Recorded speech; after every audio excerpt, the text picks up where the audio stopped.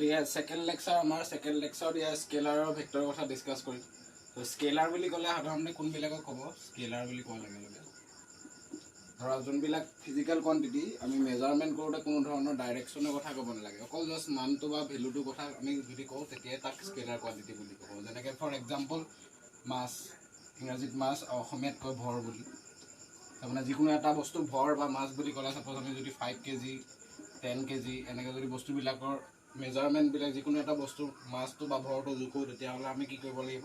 Just অকল ভেলুটোৰ কথা জানিলেই হ'ব, ইয়াৰ ডাইৰেকশ্যনটোৰ কথা জানিব নালাগে। তাৰমানে আমি যিকোনো এটা বস্তুৰ ভৰ বা মাছটো কেলকুলেট কৰোঁতে ইয়াৰ ডাইৰেকশ্যনৰ কোনো দৰকাৰ নাই বা ডাইৰেকশ্যনৰ কথা ইয়াত আমি ডিছকাছ নকৰোঁ। ঠিক তেনেকৈ টাইম বুলি ক'লে, টাইম বা সময় যদি কওঁ, টাইম বা সময় বুলি কোৱাৰ লগে লগে ইয়াত যিকোনো চাপ'জ 10 ছেকেণ্ডছ, 1 আৱাৰ, 1 ডে', চ' এই সময়বিলাক মেজাৰ কৰোঁতে আমি ডাইৰেকশ্যনটো মেজাৰ কৰিব নালাগে যে কোনটো ডাইৰেকশ্যনত 10 ছেকেণ্ড, তেনেকুৱা ধৰণৰ কোনো কথা নাই, মিনিংলেছ কথা। গতিকে আমি স্কেলাৰ কোৱান্টিটি বুলি ক'লে সাধাৰণতে যোনবিলাক ফিজিকেল কোৱান্টিটি সেইবিলাক আমি মেজাৰমেণ্ট কৰোঁতে অকল ভেলুবিলাকৰ দৰকাৰ হয়, ডাইৰেকশ্যনৰ কোনো দৰকাৰ নালাগে। So' that quantities are called scalar quantity. So' আমি কেনেকৈ ডিফাইন কৰিম scalar? These are the physical quantities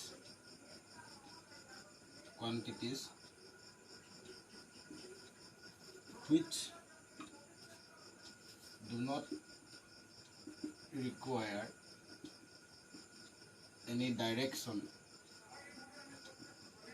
during their measurements. কোনো ধৰণৰ ডাইৰেকশ্যনৰ কথা দৰকাৰ নালাগে, যেনেকৈ for example time, mass, length of an object, area, এইবিলাক কোৱান্টিটিক স্কেলাৰ কোৱান্টিটি বুলি ক'ব, কোনো ধৰণৰ ডাইৰেকশ্যনৰ কথা নালাগে। ছেকেণ্ড কোৱান্টিটিটো হৈছে ভেক্টৰ কোৱান্টিটি। কোনবিলাক কোৱান্টিটি ভেক্টৰ কোৱান্টিটি হ'ব? চিম্পল, যোনবিলাক কোৱান্টিটি আমি মেজাৰমেণ্ট কৰোঁতে যোনবিলাক those physical quantities which require both the direction as well as magnitude. তাৰমানে ভেক্টৰ কোৱান্টিটি বুলি কোৱাৰ লগে লগে এজ ফৰ এক্সাম্পল আমি যদি চাওঁ ফ'ৰ্চ বা অসমীয়াত যাক কয় বল বুলি। চ' এটা বস্তুৰ ওপৰত আমি যদি ফ'ৰ্চ দিওঁ, ছাপ'জ এটা বস্তু ব্লক এটা আছে, সেই ব্লকটো আমি ঠেলিছোঁ, গতিকে ব্লকটো কোনটো ডাইৰেকশ্যনত ডিছপ্লেচ কৰিব? এইটো ডাইৰেকশ্যন। গতিকে সেইটোৰ ওপৰত চাই পেলাই আমি ক'ব পাৰোঁ যে ফ'ৰ্চটো আমি কোনটো ডাইৰেকশ্যনত এপ্লাই কৰিছোঁ? এইটো direction. Suppose from A to B এটা ব্লক আছে, সেই ব্লকটো A পৰা B লৈ মুভ কৰিছে, তাৰমানে আমাৰ ফ'ৰ্চৰ ডাইৰেকশ্যনটো কোনটো হ'ব? A পৰা B লৈকে। ছাপ'জ আমি এটা ব্লক ইয়াৰ ওপৰত 5 নিউটন ফ'ৰ্চ এপ্লাই কৰিছোঁ। ত' 5 নিউটন ফ'ৰ্চ এপ্লাই কৰাৰ লগে লগে এই ব্লকটো যাৰ আমি মাছটো ছাপ'জ 5 কেজি বুলি ধৰি লৈছোঁ, চ' সেই 5 কেজি মাছৰ বস্তুটো A পৰা B লৈ মুভ কৰিব। তাৰমানে ইয়াত A পৰা B লৈ কিহৰ কাৰণে মুভ কৰিব? এই ফ'ৰ্চ 5 নিউটন ফ'ৰ্চটো দিয়াৰ কাৰণে। গতিকে ইয়াত 5 নিউটনটো হৈছে এই ফ'ৰ্চটোৰ ভেলু বা মেগনিটিউড, আৰু ডাইৰেকশ্যনটো ফ্ৰম A to B। চ' এতিয়া আমি এই ফ'ৰ্চটো মেজাৰমেণ্ট কৰোঁতে ইয়াৰ ভেলুটোও আমাৰ দৰকাৰ হ'ল, ডাইৰেকশ্যনটোও দৰকাৰ হ'ল। গতিকে এইবিলাকক কওঁ vector quantity. Force is a vector quantity. কেলৈ? কাৰণ ফ'ৰ্চটো এই ফ'ৰ্চটো আমি এই 5 কেজি ব্লকটোৰ ওপৰত যোনটো ফ'ৰ্চ থাকিব, সেই ফ'ৰ্চটো আমি ভেলুটো প্ৰথমতে জানিব লাগিব 5 নিউটন, আৰু কোনটো ডাইৰেকশ্যনৰ ফ'ৰ্চটো এপ্লাই হৈছে? From A to B। গতিকে ইয়াত আমি মেগনিটিউডটোৰ লগতে বা ভেলুটোৰ লগতে ইয়াৰ ডাইৰেকশ্যনটোৰ কথাও আমি ক'ব লাগিব। So' that's why force is a vector quantity. আৰু কিছুমান ভেক্টৰ কোৱান্টিটি আছে like acceleration, displacement, velocity. Acceleration বুলি ক'লে আমাৰ এক্সিলাৰেশ্যন যদি কওঁ, এক্সিলাৰেশ্যনটো অসমীয়াত ত্বৰণ বুলি কওঁ। এটা বস্তুৰ স্পীড যদি বাঢ়ি যায়, সেই স্পীড বাঢ়ি যোৱাকে ত্বৰণ বুলি কয় বা এক্সিলাৰেশ্যন বুলি কয়। যাতে স্পীড বাঢ়ি গ'লে এটা নিৰ্দিষ্ট ডাইৰেকশ্যনতে স্পীড বাঢ়ি যাব, যোনটো ডাইৰেকশ্যনত বস্তুটো মুভ কৰি থাকে সেইটো ডাইৰেকশ্যনতে বস্তুটোৰ স্পীডটো বাঢ়ি যাব। ঠিক আছে। ভেল'চিটি বুলি ক'লে কি? এটা নিৰ্দিষ্ট ডাইৰেকশ্যনত বস্তুটো মুভ কৰিব লাগিব। চ' এইবিলাককে আমি স্কেলাৰ বা ভেক্টৰ কোৱান্টিটি আমি এনেকৈ ডিষ্টিংগুইছ কৰিব পাৰোঁ। কেনেকৈ ডিষ্টিংগুইছ কৰিব পাৰিম ভেক্টৰ? এতিয়া ভেক্টৰটো আমি যদি ডিফাইন কৰোঁ, these are the physical quantities which require both the magnitude and directions during their measurements. চ' ইয়াৰ তেনেকুৱা ধেৰ এক্সাম্পল আছে ফ'ৰ্চ এটা এক্সাম্পল হিচাপে ল'লোঁ ঠিক তেনেকৈ displacement acceleration velocity these are all vector quantities that means these quantities require both the direction as well as magnitude. গতিকে আমি ইয়াত কিছুমান ভেক্টৰৰ প্ৰপাৰ্টিটো আমি ডিছকাছ কৰোঁ স্কেলাৰটো আমি যিহেতু অলৰেডি ক'লোঁ যে এইবিলাকৰ মেগনিটিউডটো অকল লাগে আমাৰ এতিয়া মেইন বস্তুটো আমাৰ ভেক্টৰৰ কথা আমি ইয়াত ডিছকাছ কৰিব লাগে জেনেৰেলি আমি যেনেকৈ যদি ছাপ'জ আমি দুটা নাম্বাৰ ধৰোঁ যদি আমি এনেকৈ দুটা নাম্বাৰ ধৰোঁ 2 and ছাপ'জ 3 ঠিক আছে এই দুটা নাম্বাৰ আমি এড কৰিব পাৰোঁ simply 2 + 3 = 5 So these are the scalar numbers আৰু জাষ্ট এটা ভেলু যেনেকৈ হোল নাম্বাৰ নেচাৰেল নাম্বাৰ ঠিক তেনেকৈ আমি এই নাম্বাৰবিলাক আমি চিম্পলি এনেকৈ এড কৰিব পাৰোঁ ঠিক তেনেকৈ আমি ভেক্টৰৰো কিছুমান এডিশ্যন প্ৰচেছ আছে আৰু ইয়াৰ আগত আমি এটা কথা জানি ল'ব লাগিব ভেক্টৰবিলাক কেনেকৈ আমি ৰিপ্ৰেজেণ্ট কৰিব পাৰোঁ চ' ছাপ'জ যদি আমি এই যে ভেক্টৰ কোৱান্টিটি যদি এই এটা ভেক্টৰ হয় তেতিয়াহ'লে সেই ভেক্টৰটোৰ ওপৰত আমি এনেকৈ এৰ' দিব লাগিব ওপৰত যদি এৰ' দিয়া থাকে গতিকে আমি গম পাম সেই কোৱান্টিটিটো ভেক্টৰ কোৱান্টিটি হ'ব suppose force is a vector quantity so' it is denoted by F আৰু ইয়াৰ ওপৰত আমি এনেকৈ এৰ' এডাল দিম যোনবিলাক এনেকৈ চিম্বল থাকিব ওপৰত এৰ' থকা তেতিয়া আমি গম পাম যে that would be a vector quantity simply আমি এতিয়া ভেক্টৰবিলাক এড কৰা প্ৰচেছ কেনেকুৱা যেনেকৈ আমি ধৰোঁ 2 + 3 এনেকৈ এড কৰিলে যিকোনো বেলেগ বেলেগ দুটা নাম্বাৰ আমি এড কৰিলে কি বেলেগ এটা ৰিজাল্টেণ্ট নাম্বাৰ ওলাই যায় ঠিক তেনেকৈ দুটা ভেক্টৰ আমি ইয়াত ডায়েগ্ৰাম এটা আছে ডায়েগ্ৰামটোত আমি দুটা ভেক্টৰ ধৰিছোঁ এ আৰু বি চ' এ আৰু বি দুটা যদি আমি এড কৰোঁ তেতিয়াহ'লে ইয়াৰ এটা ৰিজাল্টেণ্ট ভেক্টৰ ওলায় ৰিজাল্টেণ্ট মানে মিনিংটো কি হয় কি এই দুটা ভেক্টৰ মিক্সড আপ হয় বা এড হৈ পেলাই এটা ফাইনেল ভেক্টৰ ফৰ্ম হয় আৰু সেই ফাইনেল ভেক্টৰটোক আমি ৰিজাল্টেণ্ট ভেক্টৰ বুলি কওঁ এতিয়া ভেক্টৰবিলাক আমি যেনেকৈ চিম্পল এই নাম্বাৰবিলাক এড কৰা এটা ৰুল আছিলে আমি স্কুল লেভেলত পাইছিলোঁ BODMAS মাল্টিপ্লিকেশ্যন ডিভিজন আৰু ছাবষ্ট্ৰেকশ্যন এডিশ্যন এইকেইটাৰ এটা ৰুল এটা আছিলে BODMAS বডমাছ ৰুল ঠিক তেনেকৈ আমাৰ ভেক্টৰবিলাক এডিশ্যন কৰাৰো কিছুমান ৰুল আছে সেই ৰুলৰ এটা ফাৰ্ষ্টটো হৈছে পেৰেলেলোগ্ৰাম ল অফ ভেক্টৰ এডিশ্যন গতিকে এই লটো ফ'ল' কৰি পেলাই আমি দুটা ভেক্টৰ এ আৰু বি ইয়াত আমি ধৰি লৈছোঁ দুটা ভেক্টৰ এ আৰু বি সেই দুটা ভেক্টৰ আমি এড কৰিলে কেনেকুৱা হ'ব মানে এ আৰু বি যোন দুটা ভেক্টৰ আমি এড কৰিম এড কৰাৰ লগে লগে এই দুটা এড হৈ পেলাই ফাইনেল যোনটো ভেক্টৰ ফৰ্ম হ'ব সেই ভেক্টৰটোক আমি আৰ ভেক্টৰ ৰিপ্ৰেজেণ্ট কৰিছোঁ আৰু আৰ ভেক্টৰটোক ক'ব ৰিজাল্টেণ্ট ভেক্টৰ অসমীয়াত যাক কয় লব্ধ ভেক্টৰ বুলি কয় তাৰমানে এ আৰু বি মিক্স হৈ পেলাই বা এ আৰু বি ফাইনেলি এড হৈ পেলাই ফাইনেল ভেক্টৰ আৰ ফৰ্ম হ'ব চ' সেইটো কাৰণে আমি কেনেকৈ ৰিপ্ৰেজেণ্ট কৰিব পাৰিম এই আৰৰ ভেলুটো কিমান হ'ব সেইটো কৰিবলৈ হ'লে আমি প্ৰথমতে কি কৰিব লাগিব SQT এইটো এটা right angle triangle so' from right angle triangle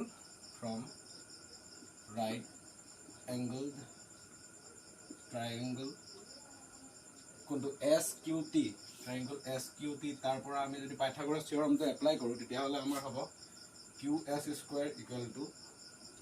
ST² + QT²।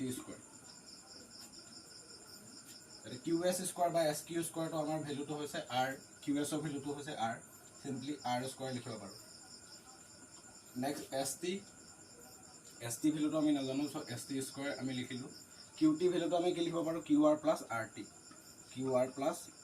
RT whole square expand কৰিলে R² = ST² + QR² + RT² + 2QR RT This is equation number 1 suppose এতিয়া আমাৰ unknown quantity হৈছে ST QR আৰু RT ঠিক আছে এই ST QR আৰু RT QR আমাৰ কাৰণে known QR টো হৈছে A আমি QR টো A বুলি লিখিব পাৰোঁ R² = ST² this is not equation number 1 এইটো ST² + QR ৰ ভেলু যেহেতু A so A² লিখিব পাৰি RT² আমাৰ কাৰণে unknown plus 2 QR মানে A vector simply A vector বুলি লিখিব পাৰি RT this is equation number 1 এতিয়া আমাৰ কাৰণে unknown হৈছে ST আৰু RT এই ST আৰু RT ভেলু উলিয়াবলৈ হ'লে আমি প্ৰথমতে SRT a right angle triangle ল'ব লাগিব ইয়াত আমি দুটা এংগল ৰিপ্ৰেজেণ্ট কৰিছোঁ থিটা আৰু থিটা এইটো আলফা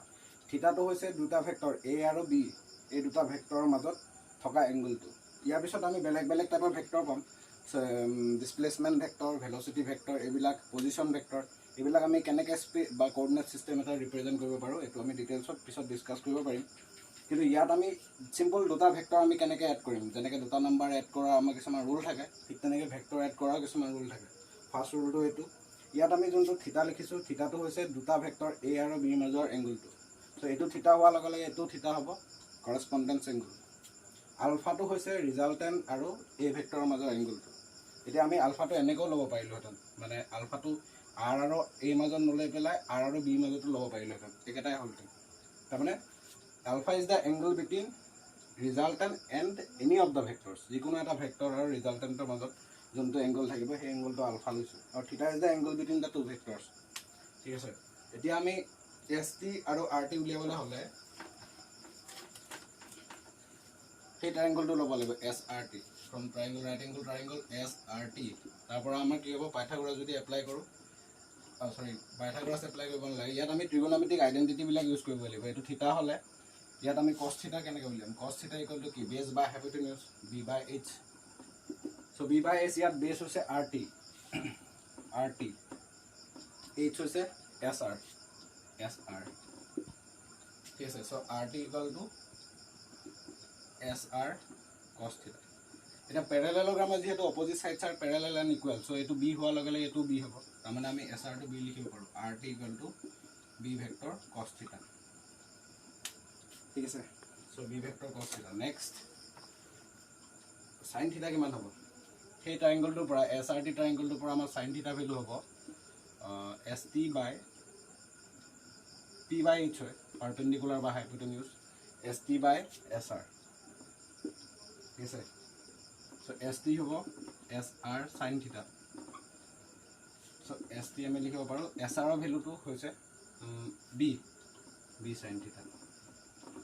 এতিয়া আমি এছ টি আৰু আৰ টি ভেলু পাই গ'লোঁ, ইয়াত পুট কৰি দিলে হ'ল। ইকুৱেশ্যন 1ত যদি আমি পুট কৰোঁ তেতিয়াহ'লে হ'ব, পুটিং ইন ইকুৱেশ্যন 1, তেতিয়াহ'লে কি হ'ব, R square equal to S T square, মানে এতিয়া বি স্কোৱাৰ, চিম্পল ভেক্টৰ চাইনটো আঁতৰি যাব। যেতিয়া এটা যিকোনো এটা ভেক্টৰ যদি আমি স্কোৱাৰ কৰোঁ, স্কোৱাৰ কৰা মিনিংটো হৈছে আমি ডট প্ৰডাক্ট কৰা। এইবিলাক প্ৰডাক্টবিলাক আমি পিছত ডিছকাছ কৰিম, যেতিয়া এইটো ভেক্টৰ এডিশ্যন আমি ডিছকাছ কৰিছোঁ। মাল্টিপ্লিকেশ্যন, ডিভিজন এইবিলাক আছে বেলেগ বেলেগ প্ৰচেছত। দুটা ভেক্টৰ আমি যেতিয়া প্ৰডাক্ট কৰোঁ বা স্কোৱাৰ কৰোঁ, স্কোৱাৰ কৰা মিনিংটো হৈছে বি ডট বি। চ' তেতিয়া আমাৰ ভেক্টৰ চিম্বলটো উঠি যায়। সেইটো আমি কেনেকৈ হয় সেইটো প্ৰডাক্ট পঢ়োঁতে ডিছকাছ কৰিব লাগিব। চ' এইটো simple b square S T b square sine square theta plus এ square plus R T square, মানে আৰ টি ইয়াতো ঠিক তেনেকৈ b square cos square theta plus 2a dot b R T মানে মিনিংটো হৈছে এ বি কছ থিতা। ঠিক আছে, চ' তেতিয়া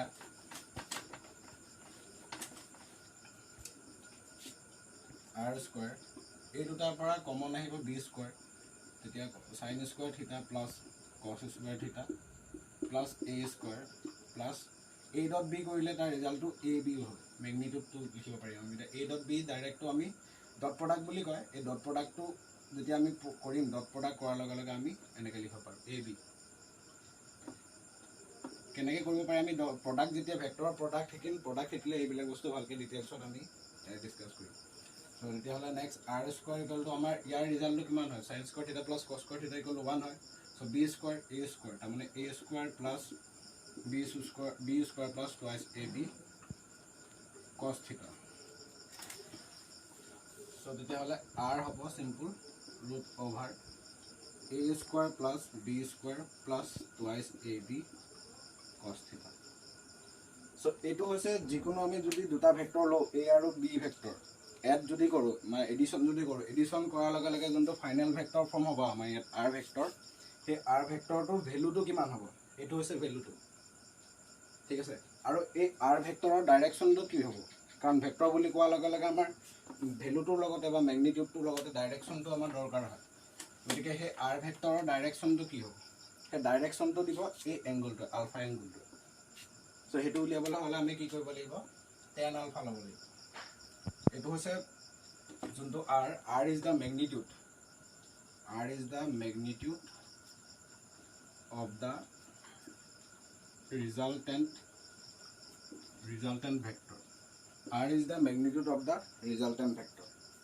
ঠিক আছে আৰু তেতিয়াহ'লে সেই আৰ ভেক্টৰৰ ডাইৰেকশ্যন কোনটো হ'ব এইটো এই ডাইৰেকশ্যনটো আমি এই এংগলটোৰ পৰা পাম আলফা চ' তাৰ কাৰণে আমি টেন আলফা ল'ব লাগিব টেন আলফা কোনটো এংগল ধৰিব লাগিব এছ কিউ টি এই ট্ৰাইংগলটো ধৰিব লাগিব ট্ৰাইংগল এছ কিউ টি তাৰ পৰা আমি টেন আলফা উলিয়াব লাগিব টেন আলফা উলিয়ালে কি হ'ব পি বাই বি এছ টি বাই কিউ টি এটা এছ টি আমি অলৰেডি ইয়াৰ পাইছিলোঁ এছ টি আমি পাইছিলোঁ কি এছ আৰ চাইন থিটা এছ আৰ চাইন থিটা মানে হৈছে বি চাইন থিটা বাই কিউ টিটো আমি কি পাইছিলোঁ Q R plus R T মানে এ প্লাছ আৰ টি পাইছিলোঁ আমি বি কছ থিটা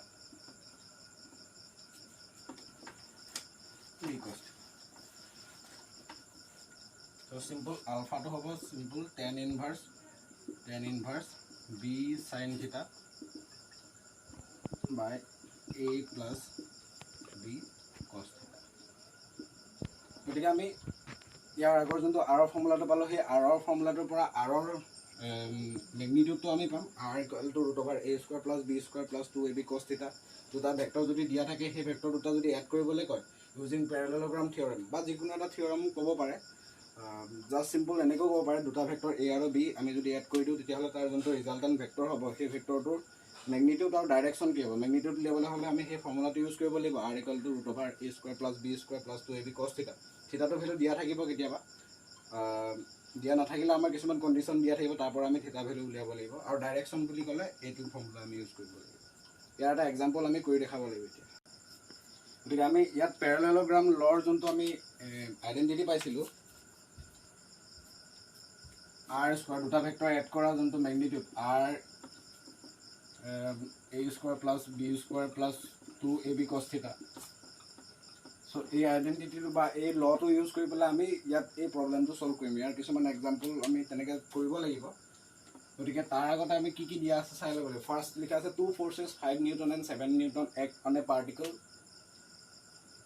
with an angle 60 degree between them and find the resultant force resultant মানে ইয়াত আমাৰ মেগনিটিউডটো সুধিছে ডাইৰেকশ্যনৰ কথা সোধা নাই ডাইৰেকশ্যন বুলি কোৱাৰ লগে লগে আমি কৈ দিলেহেঁতেন ঠিক আছে চ' আমি ইয়াত প্ৰথমতে ফাৰ্ষ্ট আমি কি কৰিব লাগিব আমি যিকোনো এটা এ বুলি ধৰিব লাগিব এ বুলি ধৰোঁ এ বুলি কোৱাৰ লগে লগে চিম্পল 5 নিউটন ইয়াত আমি যিহেতু ভেলুটো দিয়া আছে গতিকে আমি ভেলুটো দিয়া থাকিলে আমি ভেক্টৰটোৰ কথা নকলেও হ'ব ঠিক আছে ভেক্টৰটোৰ কথা নকলেও হ'ব চিম্পল এ বুলি লিখিছোঁ 5 নিউটন আৰু বিটো আমি 7 নিউটন বুলি লিখিব লাগিব 7 নিউটন ধৰি ল'ব পাৰোঁ আৰু theta is the angle between two vector 60 degree তেতিয়াহ'লে আমাৰ ৰিজাল্টেণ্টটো কি হ'ব চিম্পল আৰ যদি লিখোঁ এতিয়া আমি এই ফৰ্মুলাটো যদি বহাই দিওঁ a square plus b square plus 2ab cos থিটা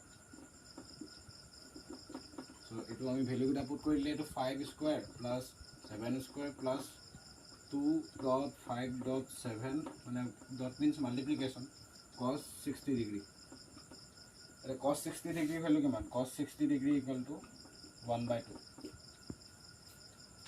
চ' তেতিয়াহ'লে আমাৰ এইটো হ'ব 25 প্লাছ 7 প্লাছ 70 ইনটু 1/2 35 এইটা যদি আমি এড কৰোঁ কি হ'ব 25 plus 49 plus 35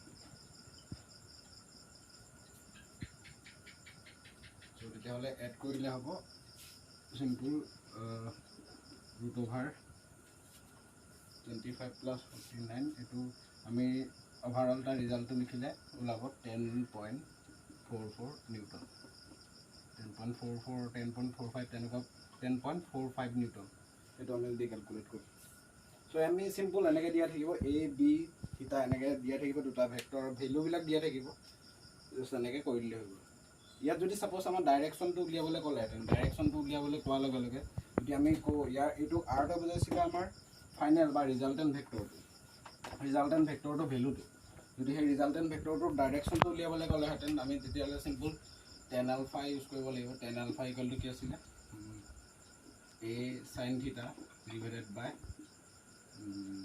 A plus B কছ থিটা আছিলে সৰি এ চাইন থিটা নাছিলে B sine theta by A plus B কছ থিটা বি ভেলু চিম্পল আমি 7 ধৰিছিলোঁ 7 চাইন থিটা মিনছ চাইন 60 ডিগ্ৰী এই ইয়াত 5 + 7 cos 60 ডিগ্ৰী, এইটো কৰাৰ লগে লগে 7 sin 60 ডিগ্ৰী মানে √3/2, আৰু ইয়াত 5 + 7 1/2, এইটো কৰি পেলাই 7 √3/10 + 7 তাৰমানে এইটো 7 √3/17, আৰু আলফা = tan ইনভাৰ্চ 7 √3/17। এইটো হ'ব ডাইৰেকশ্যনটো, ৰিজাল্টেণ্টৰ ডাইৰেকশ্যনটো। গতিকে আমাৰ এনেকুৱা ঢেৰ এক্সাম্পল আছে, আমি ছল্ভ কৰিব লাগিব। ভেক্টৰ আমি জাষ্ট এইটো এডিশ্যন বা ষ্টাৰ্টিংটোহে আমি কৰিছোঁ। ইয়াৰ ভেক্টৰৰ বহুত কিবা কিবি আছে। ডাইৰেকশ্যনটো আমি এটা ভেক্টৰৰ ডাইৰেকশ্যনটো কোনে দিব, ভেক্টৰ বুলি কোৱাৰ লগে লগে যিহেতু আমি কৈছিলোঁ যে ইয়াত মেগনিটিউড প্লাছ ডাইৰেকশ্যন লাগিব, ইয়াত ডাইৰেকশ্যনটো কোনে দিয়ে, ইউনিট ভেক্টৰ বুলি এটা আছে যোনটোৱে একচুৱেলি ভেক্টৰ এটা ডাইৰেকশ্যনটো ৰিপ্ৰেজেণ্ট কৰে। আৰু ভেক্টৰ এটা আমি এখন কোঅৰ্ডিনেট এক্সিছত বা কোঅৰ্ডিনেট ছিষ্টেম এটাত কেনেকৈ ৰিপ্ৰেজেণ্ট কৰিব পাৰিম, এইবিলাক ডিটেইলছত আমি ডিছকাছ কৰিম। এইটো জাষ্ট ষ্টাৰ্টিংটো, ঠিক আছে।